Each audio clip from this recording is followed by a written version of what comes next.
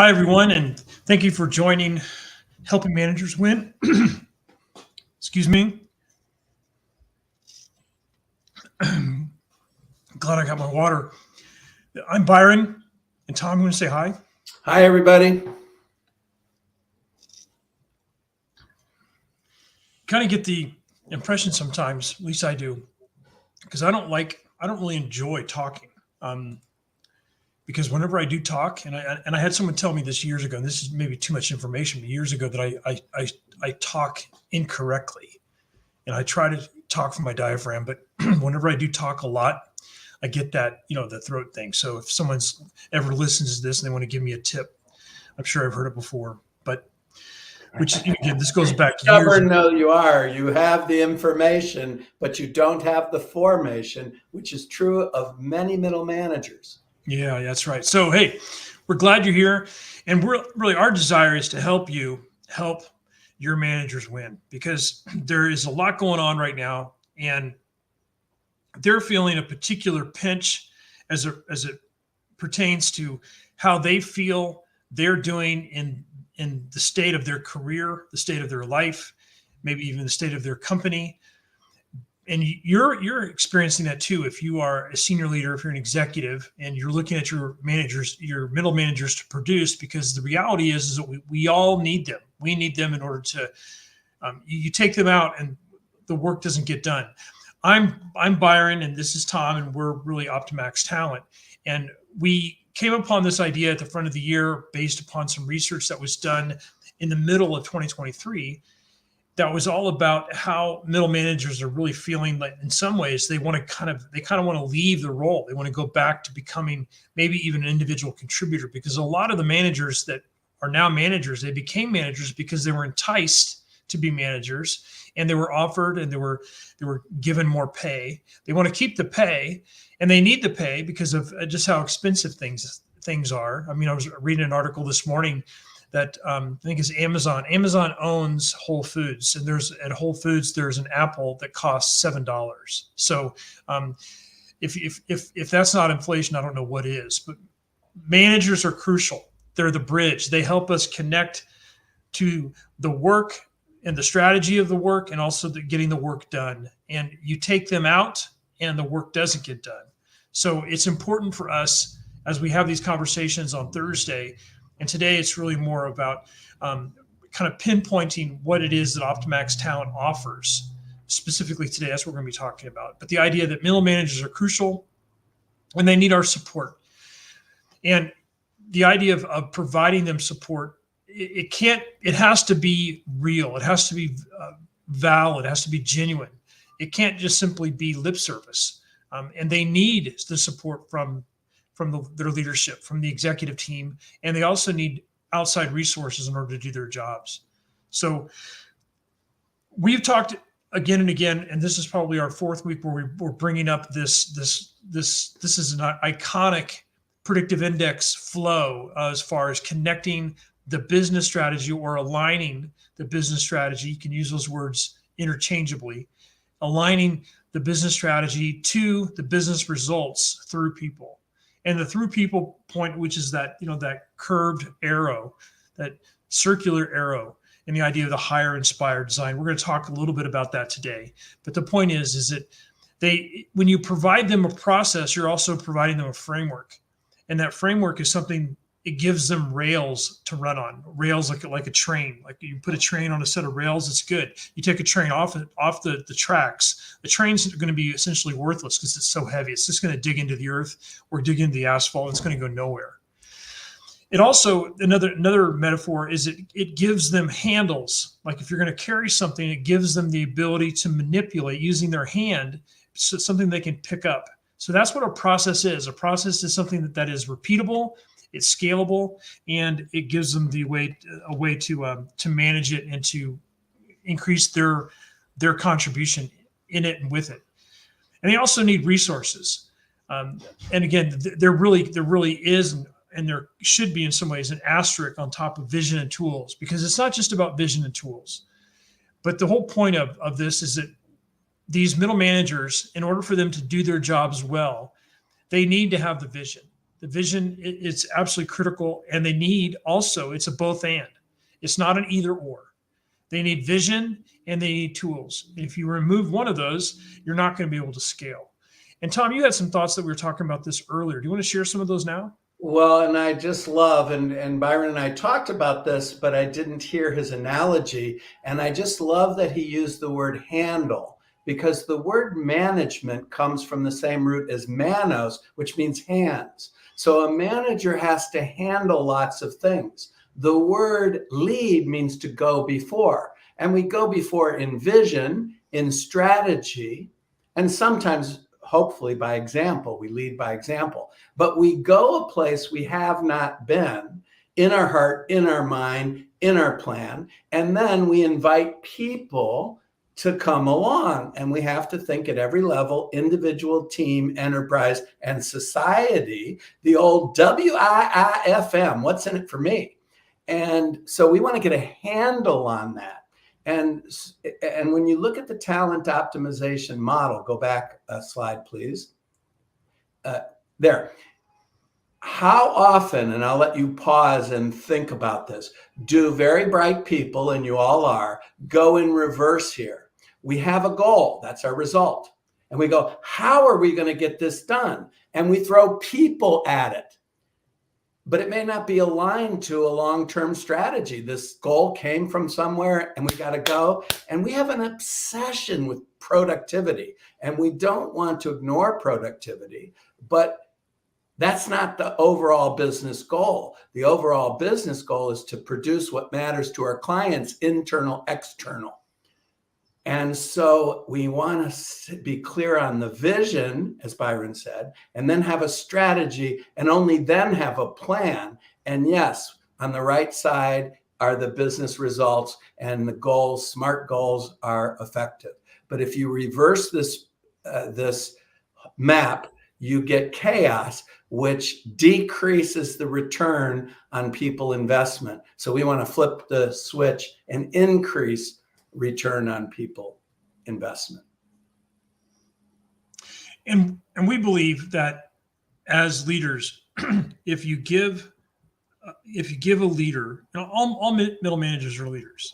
If you give a leader a clear and compelling vision, and you help them connect that strategy to the business results, so they know why they're doing what they're doing, and because there's work to be done, and they know, you know, we all know it's going to be done through people. The idea of, when Archimedes said, give me a lever big enough and I can move the world. So you give these leaders a lever or a lever, depending upon what part of the country you're from. For some reason, in my mind, it's always both. So, because I vacillate in between lever and lever. Give them a lever big enough. Give them a vision that's clear enough, compelling enough, and give them tools that have handles that here's another MAN word, that they can manipulate. It's the same root with their hands. Then you're cooking with gas.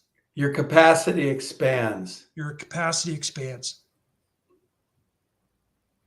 And then you have something special. So today we're going to be talking about what Optimax Talent is offering to have conversations with you. It's certainly around this idea of how we can increase that capacity and what those resources are. And a lot of them are going to be tool oriented around the predictive index, not all of them. But the idea of the tools, the implementing a tool in many ways is the easy part. And just like what Tom said earlier, and it goes back to the kind of this weird culinary trick of throwing spaghetti against the wall to see if it's done. And I've done that, literally have done that. We throw people at the problem And you're the only one I know has ever tested the spaghetti metaphor. So you get a gold star for that. We all use it, but only Byron would do it. I can't believe I'm the only one. The But only one I've heard. but here's the thing. I really believe that we're all guilty of this, and it's the collective we. We throw people at the problems, but then there are those that throw tools at the problems. Yes, well, good point. And I want to make another point about this lever. Imagine a lever that's better than this one, bigger than this one, but it was positioned in the wrong place. And then it's a useless tool. The lever isn't wrong. So somebody might say, well, we better go get a better lever. No, you better position it better against your strategy. What are you trying to lift? What are you trying to move? And where do you want it to go when it's lifted and moved? And that's the aligning the strategy to the results with people and tools. Yeah, I think we, as you know, the collective we throw people at the problems, we throw tools at the problems. And to Tom's point of the lever or the lever, it has to be placed at the right spot. It has to be used at the right time. I'll give you an example, just something that happened a couple of weeks ago. Remember the eclipse, right? Tom experienced where he was a lot more of the eclipse than I experienced. But you know, I got these glasses. I got these really cool glasses.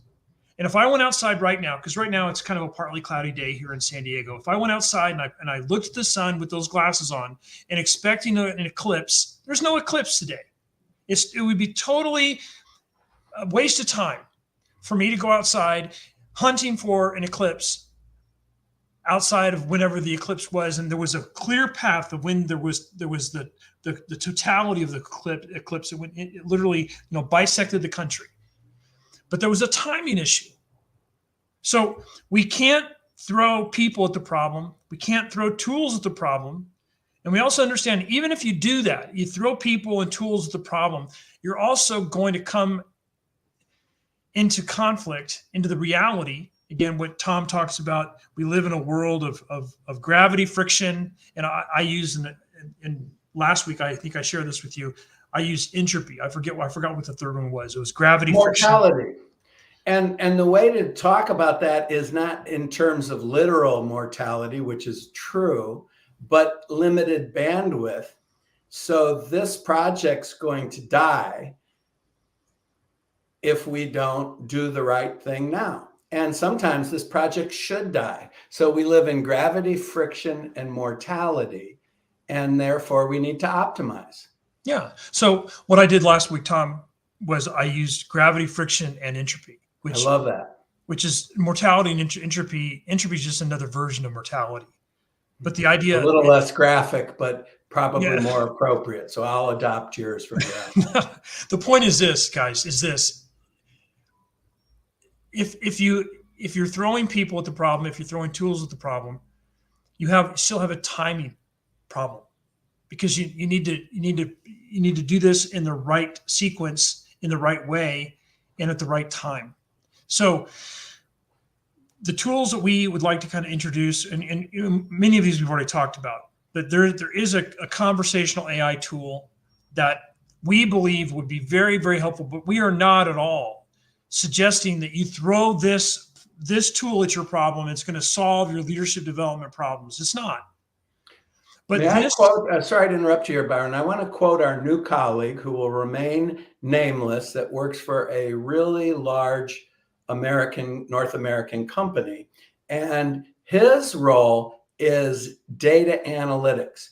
And his tagline is, data without analysis is useless. And he's correct. But now we're taking it one step further. Now they have him, and he's an expert in analysis. So they have data with good analysis. But what they're finding is the executive is saying, well, get us more data, get us more data. They're not acting, or they're not incorporating it into the business strategy yet. Hopefully they will, because they recognize the issue. But the point is what we're talking about today: more data or more tools, or maybe we could use AI. All true, but unless you have a strategy and unless you have a commitment, the tools run you.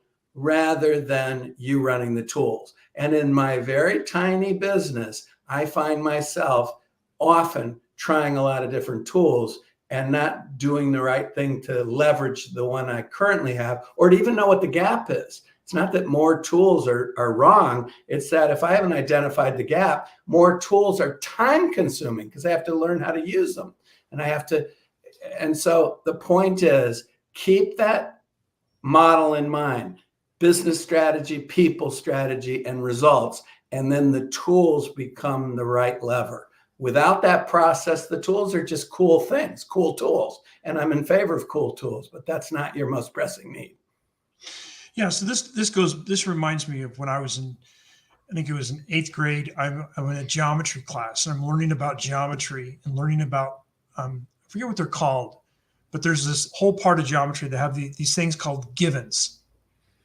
And there's a given in this conversation that we're talking about, that Tom and I are talking about, that it really is, it's based upon kind of these enduring principles that it's like, I mean, there are some principles that are more important than others. Like there is a principle that you don't spit in the wind. That's not a good idea. But the idea of having a strategy and having a definition for what strategy means, and we've used that again and again, and we believe a strategy is what you're currently counting on to win. But if you don't have a strategy and you're aiming for results,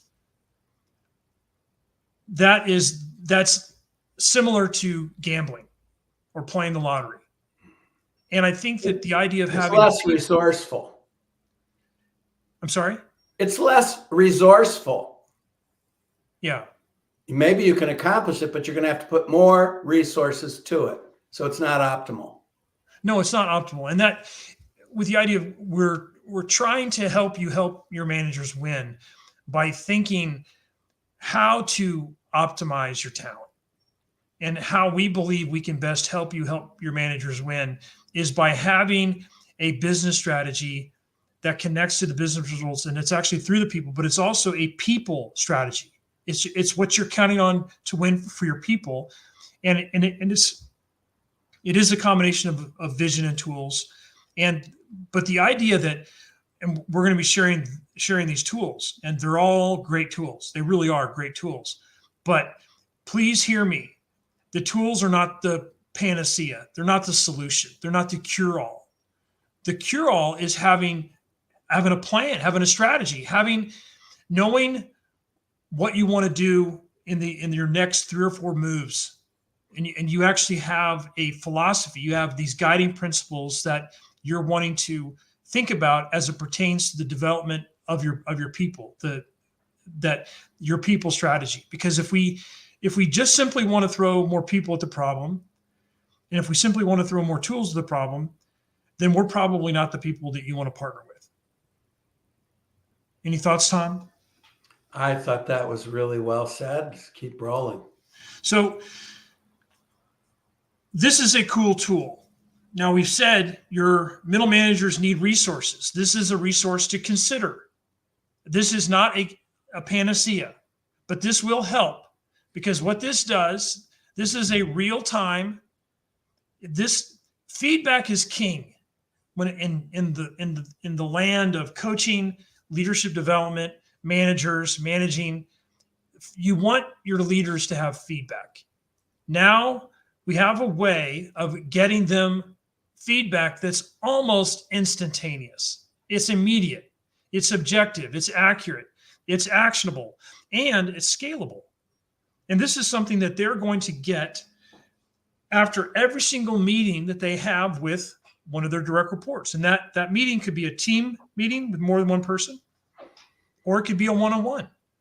But this conversational AI is a tool that can help you leverage your best learning, development, and execution practices. So this is a tool to consider if you have, let's say you have more than 10 leaders in your organization. This is something you can deploy. It's very affordable and it's very scalable. And you do it for 6 months at a time. Or maybe you do it once a year for 6 months. And it's all about improving upon the leadership capacity and capabilities of your leaders, AKA middle managers, because they're all leaders, and helping them become better communicators, connectors, aligners with their teams.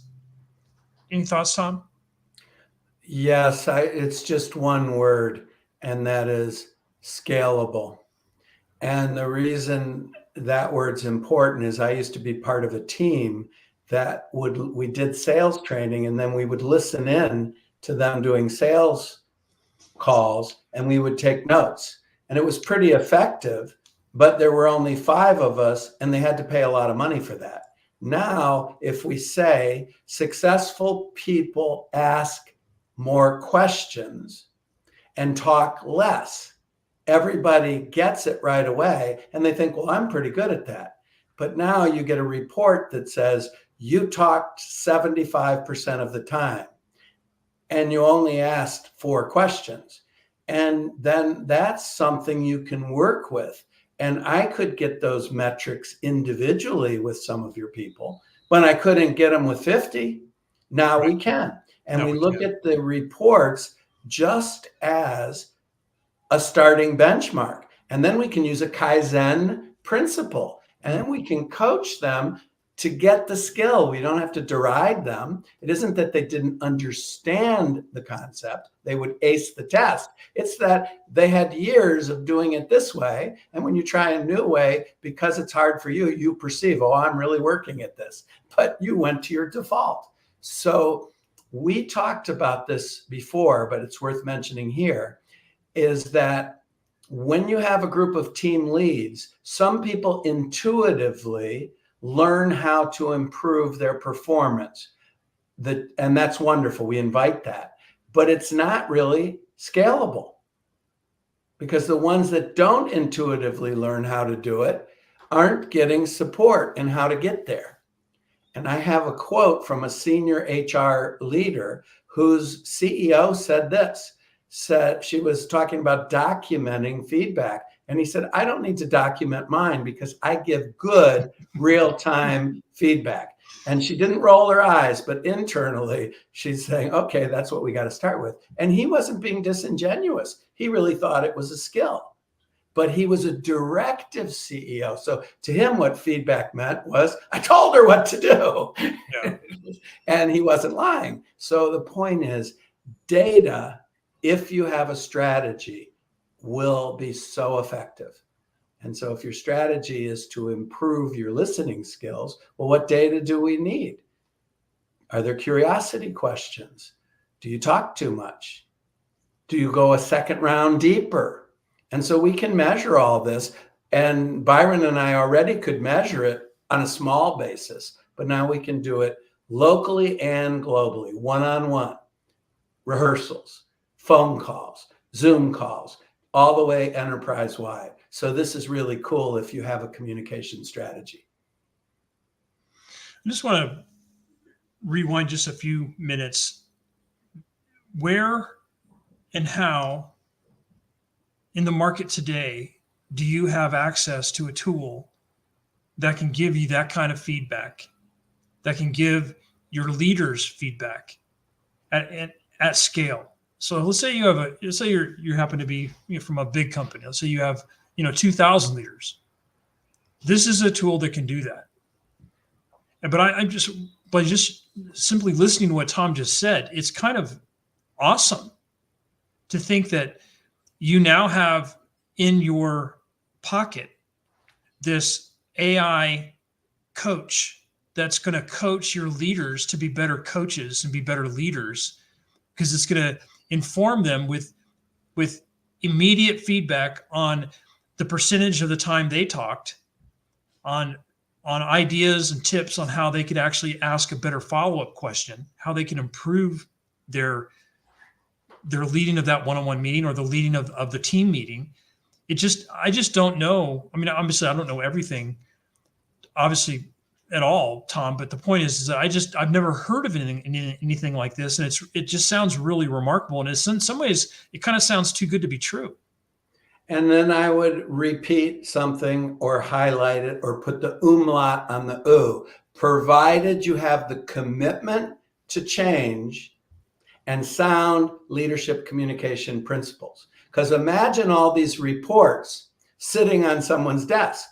And we've seen this with engagement surveys. I had a company that I worked with that hired a very good consultant to do engagement. And we're going to talk about the engagement tool that we have at another time. But the consultant did her job. The employees noticed that they checked the box and they did the employment and they got data. There was no change in behavior because the data can't provide change in behavior, but it can make the change initiatives far more both efficient and effective. But in itself, you could generate reports, and you sure don't need Optimax Talent for that. You could generate reports, but then two questions have to come. So what? And what's next? And this is alignment. You have to have a commitment to making the change. You have to realize communication is always the currency for human beings to change together. The word conversation just means change together. And so, yes to the tools, and yes to, we are committed to creating a better culture for leadership communication and using sound communication strategies that have not really significantly changed since Aristotle. And we could go further if you're a person of faith and say since Solomon, who said nothing's new under the sun. And AI hasn't changed that one bit.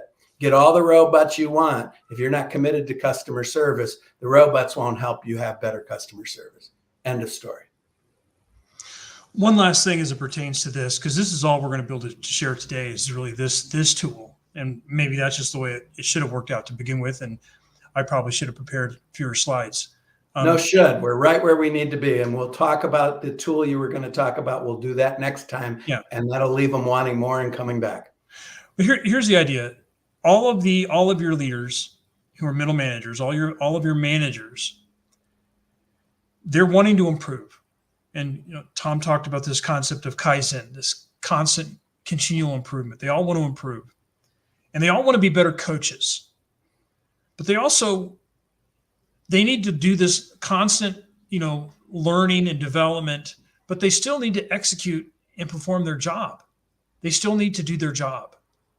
And this just happens to be one of those tools that fits so nicely within that fine line of you have high goals for your team leaders and for your leaders and for your directors, but also your managers of managers and your managers of the middle managers.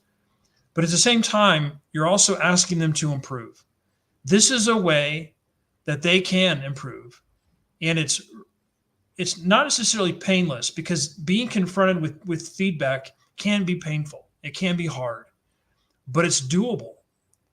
And this is a way that we can empower your leaders to improve on a regular, consistent basis. And as long as they use it for every single one of their meetings, they're going to improve, because they're going to be consistently and constantly getting that feedback.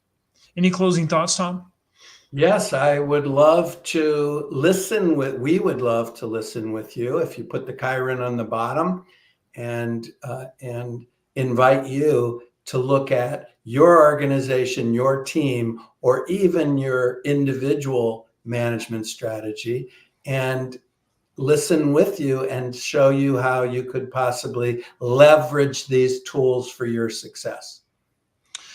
And I'd also want to put a little plug in there. I just I changed the little streamer at the bottom to join us next. I think it's next Wednesday, the 24th, as we're going to be sharing having a people strategy, actually helping you create a people strategy that wins. And that's what we want to talk about next Wednesday. And then we will always, as always, we will be back with you together talking about, the tools. We'll probably talk about, maybe we could talk about the engagement tool next week or something like that. But we'll continue the conversation that we started today. But we very much thank you for your time today. And we look forward to the opportunity to, like Tom said, just to continue the conversation. You take care. Thank you.